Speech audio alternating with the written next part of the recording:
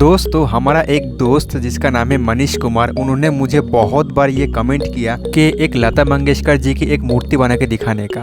उन्होंने लगातार इतना बार कमेंट किया, इनफैक्ट जो मेरा ब्लॉग चैनल है उस पर भी जाके ये कमेंट कर दिया, तो इसीलिए मजबूरन मेरे को ये मूर्ति बनाना पड़ा।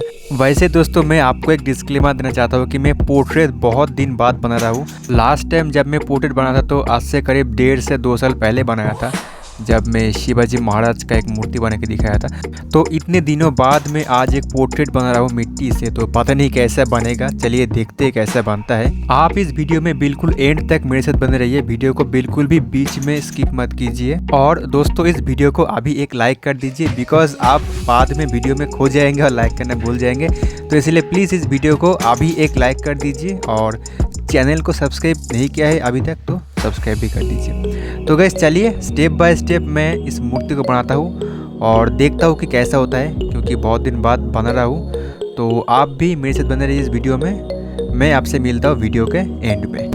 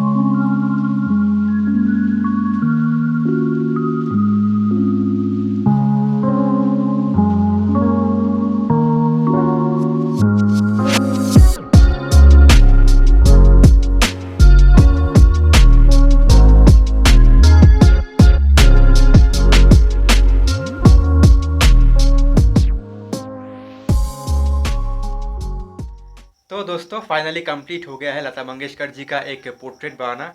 आई नो कि ये जो मूर्ति ये 100% एक्यूरेट नहीं हुआ है, फिर भी मैं बहुत दिन के बाद मिट्टी से एक पोर्ट्रेट प्रैक्टिस किया तो ये मेरे को बहुत ही अच्छा लगा। एंड आई होप कि आप सबको भी ये मूर्ति बनाना बहुत ही अच्छा लगा होगा। वीडियो को अभी तक लाइक नहीं किया तो प्लीज एक लाइक कर दीजिए और कमेंट बॉक्स में आपका राय बताइए कि आपको ये मूर्ति बनाना कैसा लगा। So guys, thanks for watching. मिलते हैं आप लोगों से एक और नया क्ले स्कल्पचिंग वीडियो में। तब तक के लिए आप ये वीडियो देखिए।